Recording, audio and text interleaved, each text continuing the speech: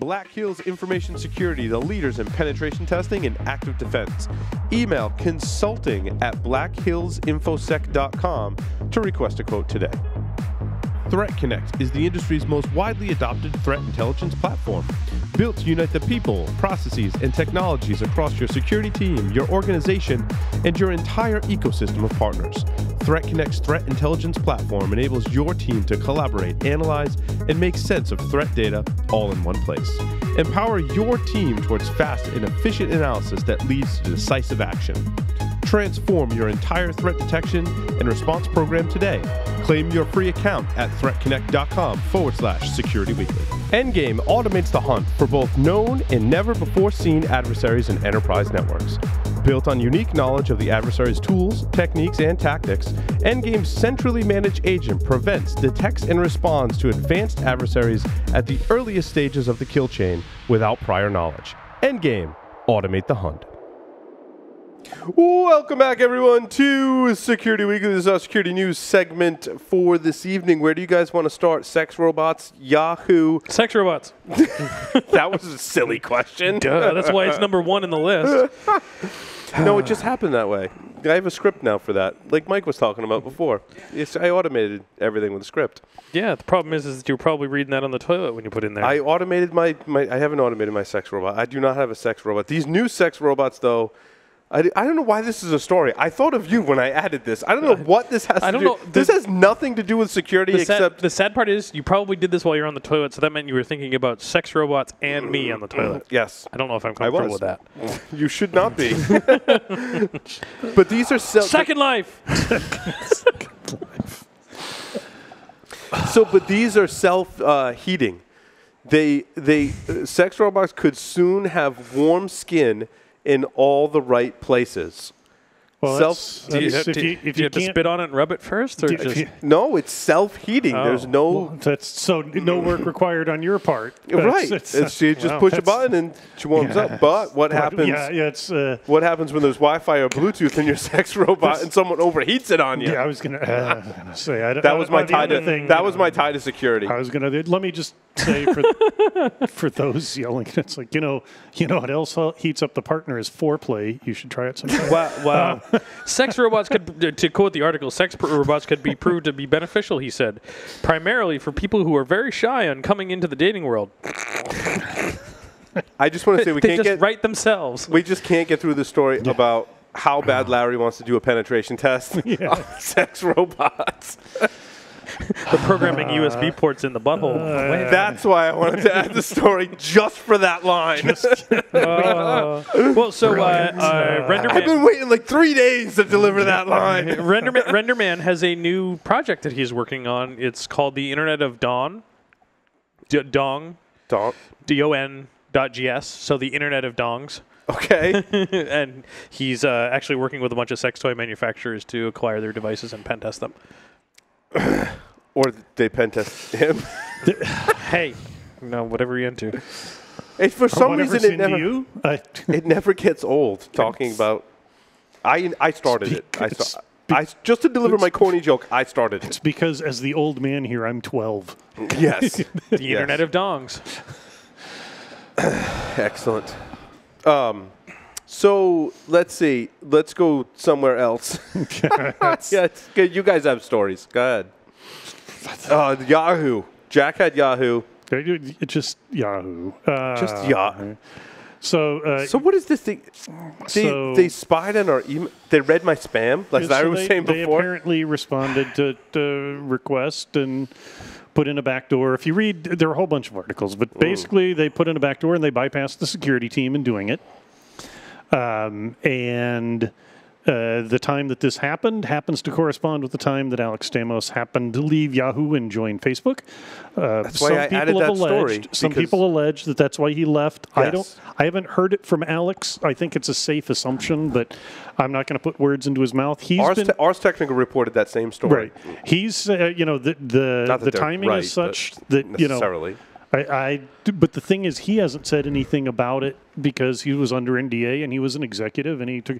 But I think the fact that the security team found it and thought they had been hacked because it was so poorly written that hackers could have gotten in through it. So they assumed it was crap code. Hackers were exfiltrating data, and it was Marissa Mayer bypassing the security team and trying to keep stuff from them. Did hackers or attackers? We don't know if they got in. That's just speculation. It was shit code because they didn't have real developers and real security people review the code. And it was done. And what's interesting is they just, they complied.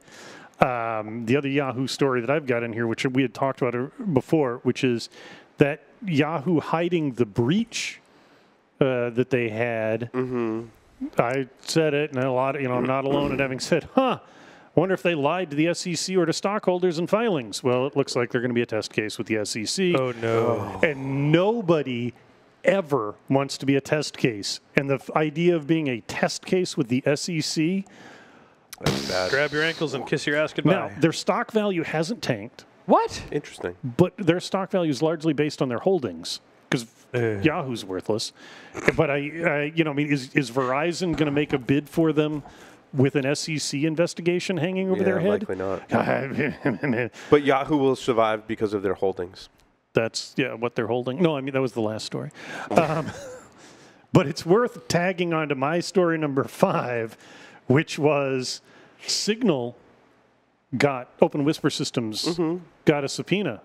And the link in the story, the link that shows how much data Open Whisper Systems keeps on their users. It's like, here's all we got. We don't really store much. You're on your own. It was basically nothing. Yes. Well, yeah, because I had that as in a story. As a comparison to what text messages are stored encrypted, but it's your own keys that encrypt them. Right. Open Whisper doesn't. Yeah. Exactly. Signal. And they have very little metadata. They keep very little of what they could keep. Mm-hmm. So it's basically, we got nothing on this one guy. Here's a username.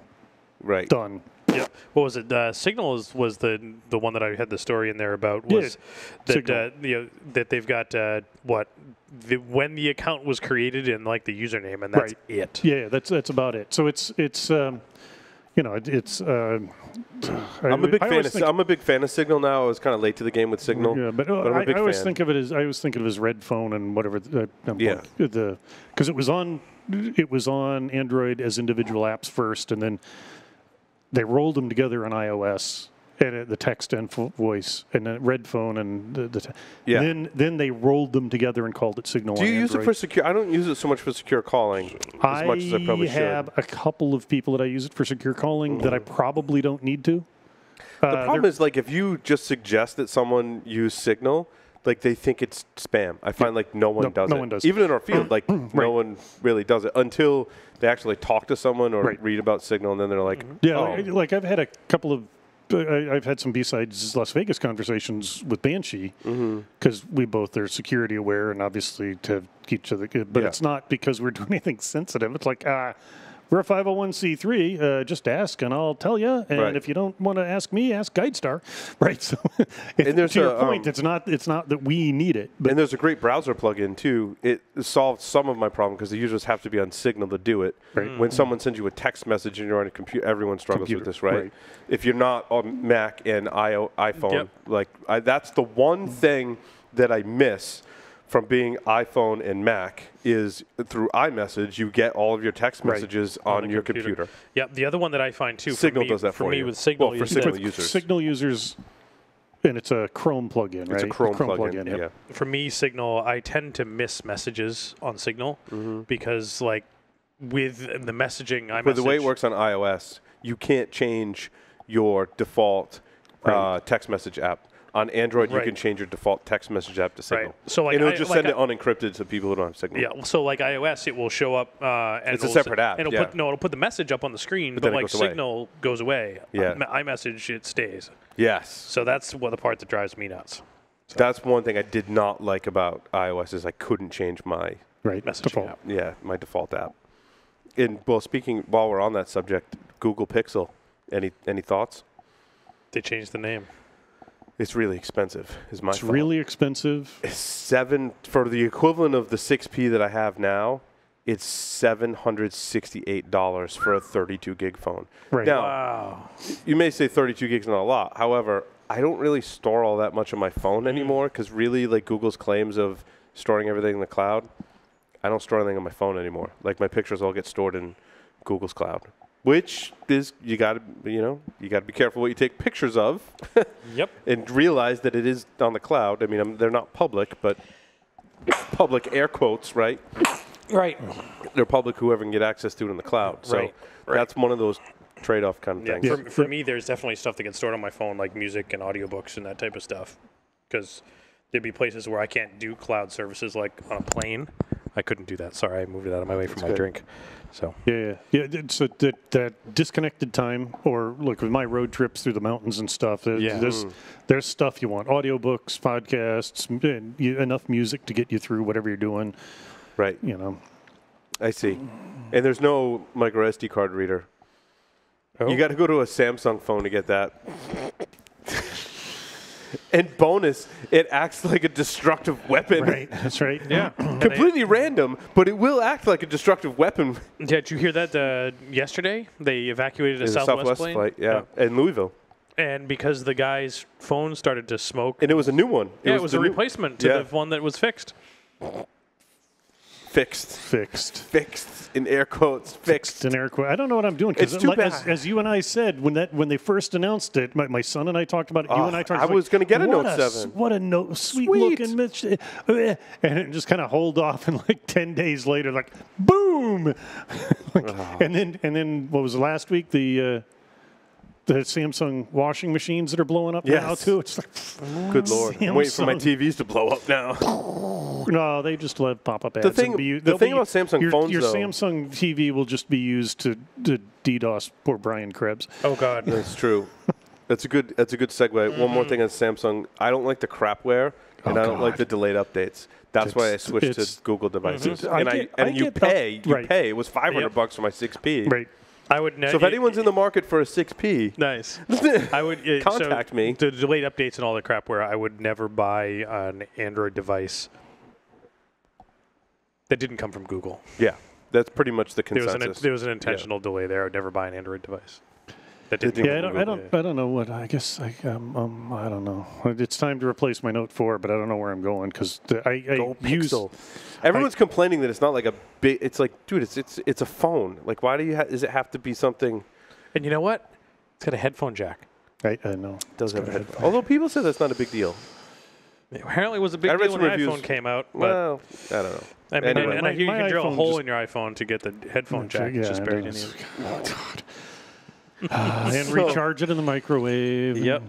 Did you guys look? How do you say that? Mirai? Mirai? Sure. Mirai source code. Did you guys look at the source code? I didn't look at the source code. Did not look at source code's awesome.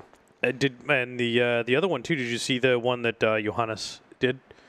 Oh, he let a DVR get infected. Yeah, he put one of the DVRs out there. What did he find? A whole bunch of password attempts. Yep. Well, so it's. Did he leave the default password? Yes, but that was the point, that he wanted it to get popped. Well, and he put it out there, which is the DVR has Telnet enabled, and found that it was being nailed so many damn times over Telnet that in fact the DVR would become unresponsive because it couldn't handle the number of requests coming in via Telnet. Resource exhaustion due to Telnet. It's interesting. A lot of the news articles that circled about the Brian Krebs DDoS, which is like, it is the most popular story in computer security, like 7 or 8 days running now, about people posting about IoT devices, which I gave a presentation several years ago that basically talked about the exact same thing. Is there something you'd like to say? I told you so. I actually, and it was funny, John Stray was talking to us in Enterprise Security Weekly. He's like, I watched you, Paul, give a talk about taking over the world with embedded devices way before this was a thing. Way before. I'm like, and Krebs' website was DDoS. I'm like, that's kind of like taking over the world. It's pretty close. I was right. It's a new realm of censorship. If the only people that can keep a website up is Google, right? It's true. Yep. That's allegedly the largest DDoS attack that's ever been seen. Yeah. Well, and it's interesting. The news articles, my other point was, they all show screenshots of the web interfaces on these devices. But when you read the source code, it wasn't the web interfaces they were infecting, it was Telnet. Yeah. Right. On port 23 or 2323 specifically. Right. So if you change the port to 24, you're okay. If they let you. Because there are a lot of them. If they let you. Yes. There are a If lot they of let them you change don't the let password. you change the password, Right. or the you don't know about the don't hidden have a backpass. password.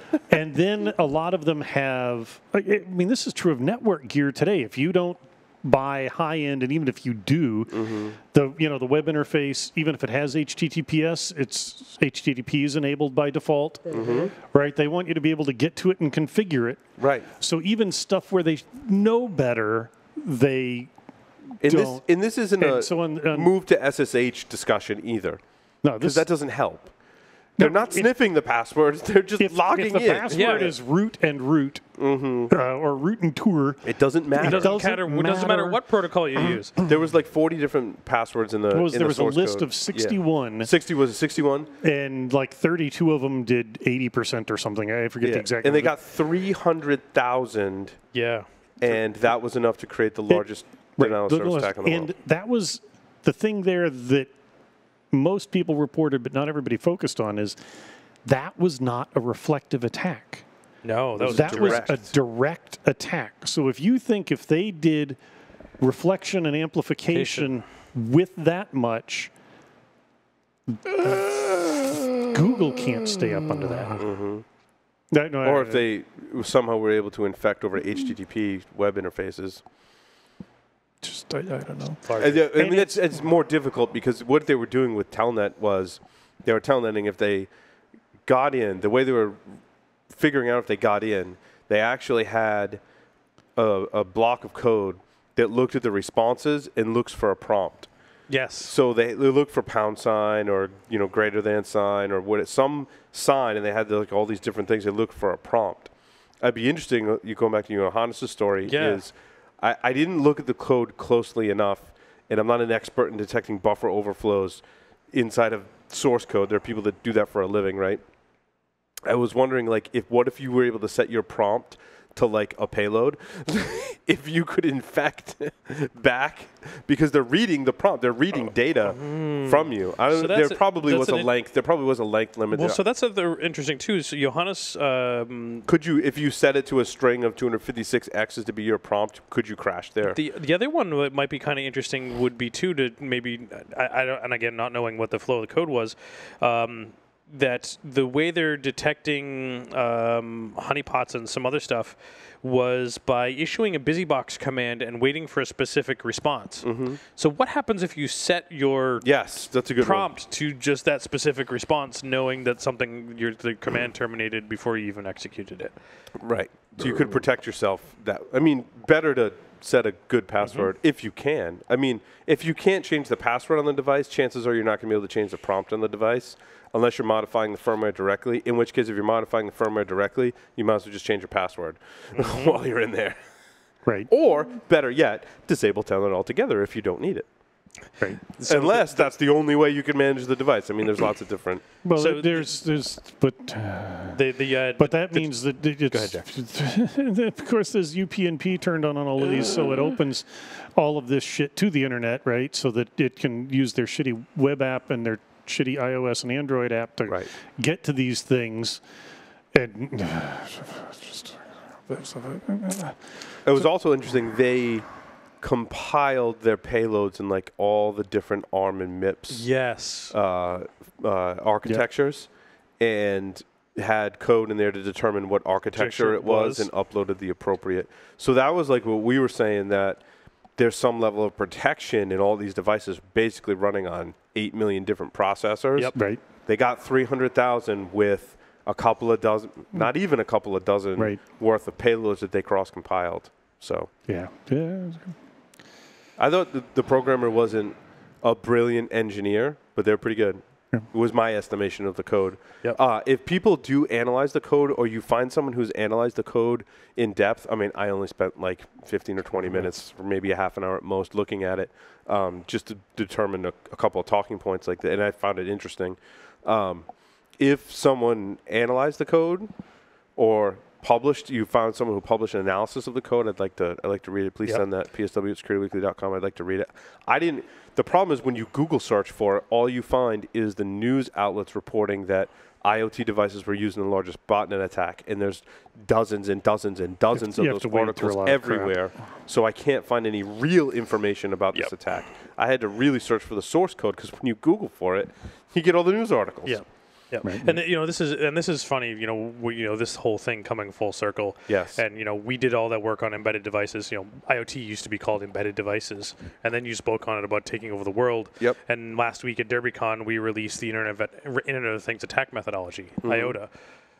Great. We need to make sure we pen test this stuff and pen test it right, and not just the device, because there's a whole bunch of components to go along. The quote IoT ecosystem needs to be tested for each one of these devices. So now I have to update my slide presentation for Hackfest. Yes. In which we talk about IOTA to talk about the world's largest DDoS attack being delivered. Absolutely. Well, yeah, and you're right, Larry. This is just attacking the management of the device. Exactly. This is the web interface, the management interface of the device itself. It's not just one. What if you were able to compromise the shitty cloud central whatever thing that ties the shitty IoT things to the shitty mobile app? That ties the shitty IoT thing to the other shitty IoT thing that talks to your healthcare. We had this long conversation a couple of years ago. We talked about this. Yes. It's just, It talks about your refrigerator that has Pornhub on it. It's shitty things all the way down. Oh, yeah. Did you see that on Twitter? Someone put Pornhub on a refrigerator. I think it was a Samsung refrigerator. Yeah, I'm surprised it didn't blow up.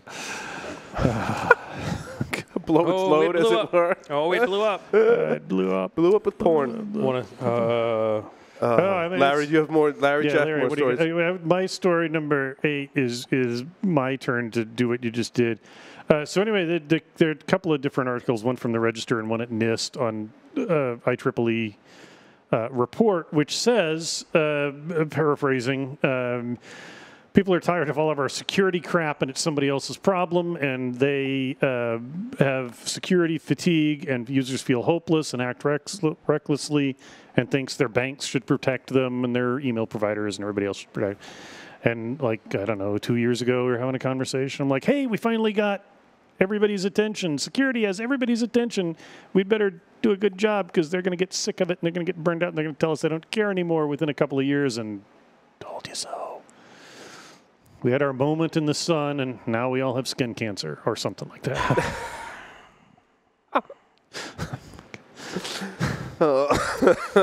Oh, wait. Always uplifting, Jack. Always uplifting. It is a Samsung refrigerator. That's awesome. Right there. Samsung. It's all. It's Android. If it's Android. It is. It does look like Android. Yeah, the buttons at the bottom. So if it's got a Note 7 under the hood, it's a refrigerator and microwave. refrigerator and convection oven. Yes. All in one. And smoker. And smoker.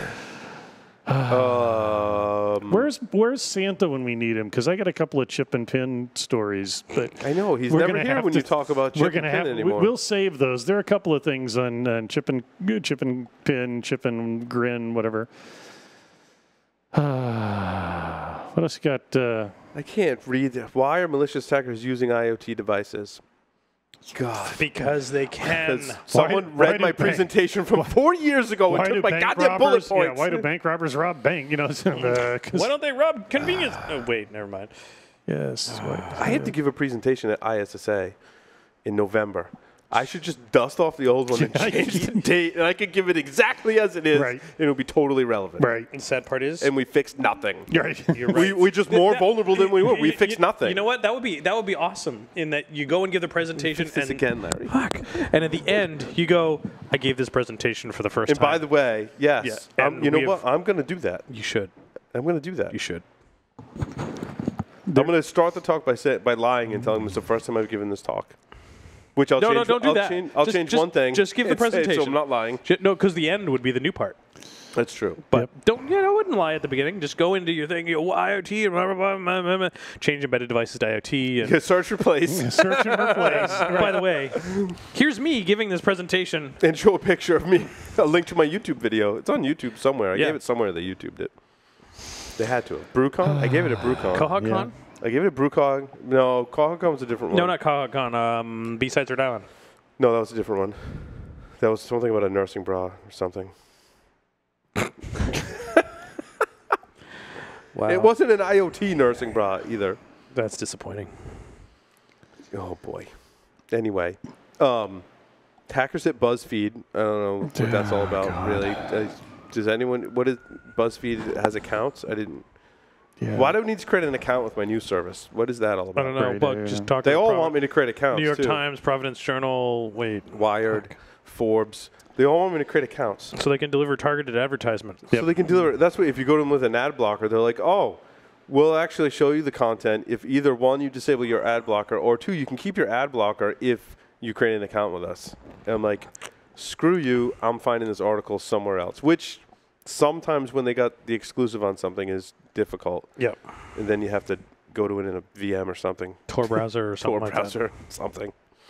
No, I don't know how they're... That's a good research project for someone to figure out how they're detecting that you're running an ad blocker. Yeah, that's. Why do the browsers let them? Why do the browsers let them detect if you're running an ad blocker? So they're running scripts in the.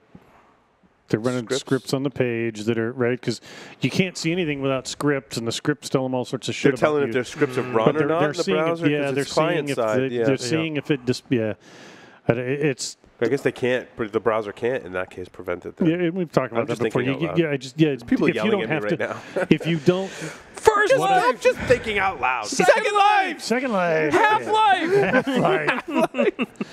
Oh God. Counter-Strike. Oh no, wait. So speaking of small embedded things, our friend Jay Radcliffe. Oh yes. Oh yeah. Which, for the record, that takes embedded to a whole new level. Is this another "I told you so" or is this an ongoing? This is a little bit of both. Some of both. But Jay's looked at more stuff. Yep. Now that said, I got a chance to talk to Jay at DerbyCon, and he said, my talk's coming up tomorrow. I'm doing it on ham radio stuff." I'm like, "Really? I thought you were doing it on State of Insulin." And he's like, "Yeah, no. One of the vendors asked us to push that off a little bit more, so they had some time to warn their customers and fix. And then this shows up." I'm like, "Oh my." So this is basically the same thing he's been talking about, but worse. More devices and worse. More wider connectivity. Just. Yep. So the big one is, according to the Reuters article, and I haven't talked to Rad, that he was able to send spoofed messages to the one-touch ping to release insulin at a distance of 25 feet. Wow. And that's distance-wise greater than before? I don't know. Does it matter? His initial research came out when? A few years ago. Yeah, it's been a few years. But he's continuously hammering away on it. And it's everything he looks DEF CON at. 2011. Well, he has one of those devices, so you can't blame the dude. And I assume he's still, because back then he made the decision to stop using a pump and take the shots rather than trust the system. So he's not using it today. I don't know if that's changed. Last I heard, he was still doing injections because he didn't trust the systems. But, how many years ago our vice president had the remote control disabled on his pacemaker? Yep. So I don't know what else. And then they messed with that in the TV show Homeland. Yep. Yeah. Let's see. Paul, your story number 8 is my webcam an offensive weapon. It is when I walk naked in front of it. Yes. What was this? Yes. That's just more what I was. It's more of the same thing. It's more of the same thing what I was talking about earlier it's your with webcam. IoT. It's one of the 800 articles you can find on IoT security now that all of a sudden they were used for. Really? It had to come to the point where the most massive DDoS attack, and I think Bruce Schneier said it, things are going to get worse before they get better. And here is a clear example of something getting much, much worse than we ever thought. That most of us ever thought. Yeah. We were saying, Bruce, you're right. Someone could create a really large, and it was interesting. This is not the first time attackers have used an IoT botnet to launch a distributed denial of service attack. There's been tons of them. Yeah. Right. Tons of them. I think it's reached a point in what I say in my talk is devices are getting more and more powerful as time goes on. And depending on the type of device, on higher speed links. Yes. Yes, that absolutely plays Higher into speed, it. yeah, absolutely. Higher speed links everywhere. It was almost self-regulating before, where, you could compromise 300,000 devices, but couldn't go quite to the scale because of their CPU power and the internet. And your internet upload power at home was limited to 300K, and now I've got 50 up. Yeah. 50 meg up. But that's a great point, Larry. And you know, if you're on a shitty residential connection, latency is not a problem if you're doing DDoS, right? Right. Your That's VPN, the point, actually. Your VPN may not work. Your VoIP may be garbage, but the DDoS works just fine, with some extra latency. Yep. Yes. A lot of those devices are, when I did the research, and some of the screenshots that I saw in the articles, and I haven't confirmed this, but it seemed to me like a lot of the devices were cable modem routers provided by the ISP with the end common user credentials. Yep. The end user doesn't even have the credentials to log in and do anything. You can't physically secure it, which is just I have a couple, I found a lot of that. I have a couple of boxes with the Comcast logo on them that still have that device sitting in them in a couple of places because no, I'm not putting yours in. In fact, the attack I talk about in one of my embedded talks is Joel's backdoor. And the evidence that we saw with Joel's backdoor was in Russia, they distributed a mono router with that firmware that had Joel's backdoor in it. It was a Russian forum that was reverse engineering the firmware, not to figure out any security things, to do security research. They just wanted access to the routers that were dropped off in their houses. Right. Yep. Because they didn't give them the passwords to log into their router. So they were reverse engineering the firmware, trying to figure out how to get into it so they could manage their own router. It's in quality of those things. We had to have Comcast guy come by the house 5-6 weeks ago, and this is like he's reading the notes, and it's like he'd never heard of the hardware that we use, and he's like, garbage hardware, blah blah. Why don't you use our? He walks down and. Oh, shit. He sees the rack of gear. Yeah. He's like, there's a network rack. What's the... Oh, that's a switched PDU, so we don't have to leave upstairs to turn things off. Or anywhere on the planet if we block. And he's like, what are the... it's like, oh, that's that firewall. This is this firewall. That's a firewall for this conference I run. That's my son's firewall. That's mine. That's we have our own individual firewalls.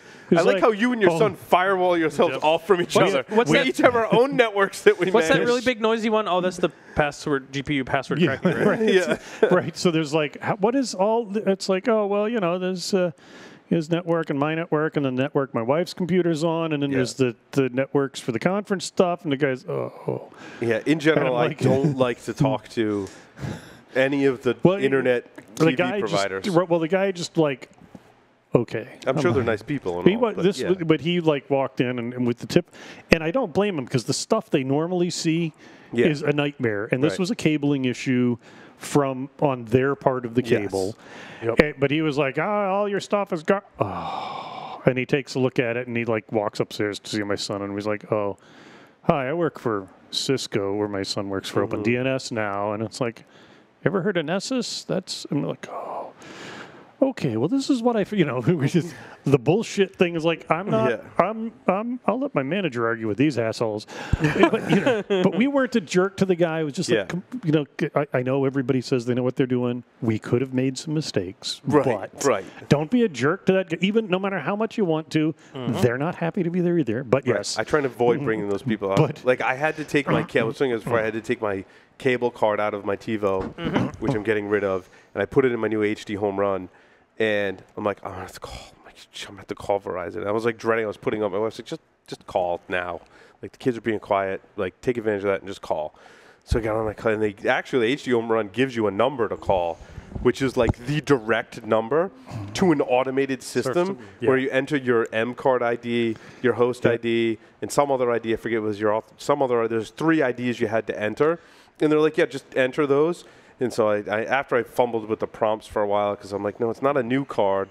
And they're like, oh, if it's not a new card, and I enter the numbers for the new card. They're like, no, that's not a new card. And I fumbled around. Yeah. Basically, I get to the screen where I entered in my existing M card number, my 2 new numbers to identify my device. And the automated thing says, you're all set. It should be up to 30 minutes before it takes effect. And I waited like 5 minutes, and then I unplugged my device, plugged it back in, and magically I had cable. I had a struggle elsewhere. Somebody else's. They had a TV, cable TV issue with Comcast, but it was in an urban environment, and it threw a specific error on the TV. So I dialed the number that came up on the TV that was cached apparently in the box, and they're like, if it's in a few words, whatever. And so I said that the error, not the number, but what the error message was. They're like, oh, one moment, please. And it drops me into an automated thing that says, enter the numbers on your screen.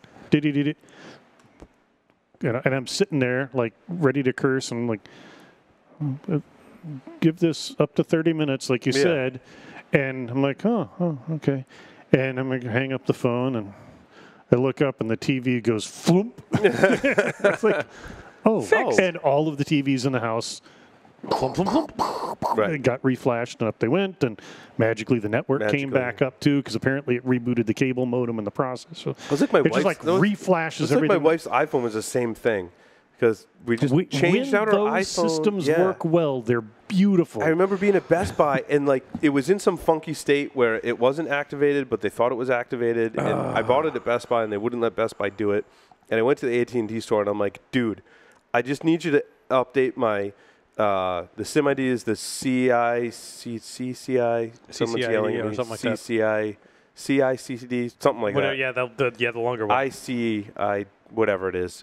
That's the one that identifies your SIM card. And then there's the IMEI, which identifies your phone. I'm like, I just need you to update that. And I had like the screen already printed out. He's like, oh, yeah, dude, don't be blah, blah, blah, blah. He's like, oh, yeah, you're all set. And I call it, and it works like the first time. I'm like, God. It's magic. All right, I'm like, no, someone just needs to go update the database. Like, if you gave me a screen, I'd go do it, right? Yeah. From VentureBeat 14 minutes ago, Verizon reportedly wants a $1 billion discount on Yahoo now. So what was the bid? It was like $1.2 billion? Ed Bellis, I don't know if you listened, but Ed, thank you. I just saw it on Twitter. It's great. They want $1 billion discount. What were they asking? What were they may not have bailed out on its deal to purchase Yahoo for $4.8 billion. Oh, no. But mid-growing case of bad news. They the want search almost engine a company 50% discount. They went from 4.8 and they want a $1 billion discount. Oh, they want a $1 billion 20% discount. 20% discount. So from 4.8 to 3.8. Wow, that's suck at math, huh? Yeah. Math is hard. So math let's see. AOL chief Tim Armstrong, who runs Verizon, blah, blah, blah, umbrella company for Yahoo would be, is getting cold feet. He's pretty upset about the lack of disclosure, and he's saying, can we get out of this, or can we reduce the price? So they're up against two scandals, as we know, the giant breach, which could turn into more SEC than investigation, and now the SEC investigation, and a couple $100 million, and now the black eye from rolling over for the government, and it's like, I don't know, we don't know enough about that. If it was lawful, I mean, if they had a good reason, but the idea of hoovering everybody's mail is what I think we're all a little upset about. It's like, wait, all the mail? Anyway, I just thought that just rolled by. I'm like, oh, whatever. Oh, what a mess. What else we got? I don't know. I think we covered it. Just one quickly in government, the people that were arguably responsible for missing stuff that contributed to the Office of Personnel Management, the OPM breach, are helping to run a new clearance agency for the government. Interesting. If at first you don't succeed, fail miserably. And if you aren't despondent enough during this election season, there are a couple of articles that I've linked to there. If the election is hacked, we may never know. We may never know. And hacking an election is about influence and disruption, not voting machines. We talked about it briefly with Marcus a couple of weeks ago, which was, all you have to do is make people lose faith in democracy. Mm-hmm. It's like, we don't need outside help. We do not need outside help with that shit. It's like, I don't care what your politics are. It's fairly obvious that one of the two most despised people in America is going to be our next president. I don't care where you fall on the spectrum. That's not good shit, One could say that Yahoo didn't need any outside help. That's right. Well, that goes back to our conversations about managed service providers never outsource incompetence, It's true. You can always do it better yourself. Paul knows that oh so well. You had a lot of stories this week too, Jack. Did you use my new script? Or No, you did it manually, huh? He's good to doing it manually at his age. I have. What did my grandfather used to say? When I was young, I used to wake up in the morning and push it down to go to the bathroom.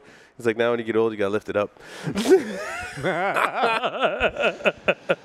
Wow. Oh, yeah. Oh, and my talking head clown made me laugh yesterday. My 3-year-old dragged it out of the garage. I love Halloween decorations, and I put it down. And this clown, it's this creepy clown, which is somewhat timely because of all the clown stuff. And this clown basically yells insults at you. And one of the insults is, when you came out, the doctor slapped everyone.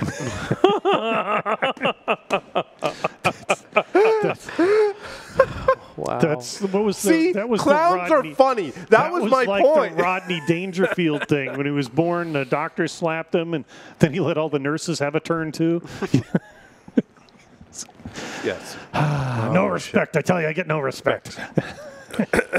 All right. Should we give up now? Yes. Because we need to hear from Ed. Second Life. Second Life. Team Fortress? What? So, coming up next is a fantastic interview. Which camera am I pointing at? Point at that one. There's a fantastic interview with none other than Ed Scotus. Stay tuned. Thank you, Larry. I was like, State. My pointing was, why did I point at the camera?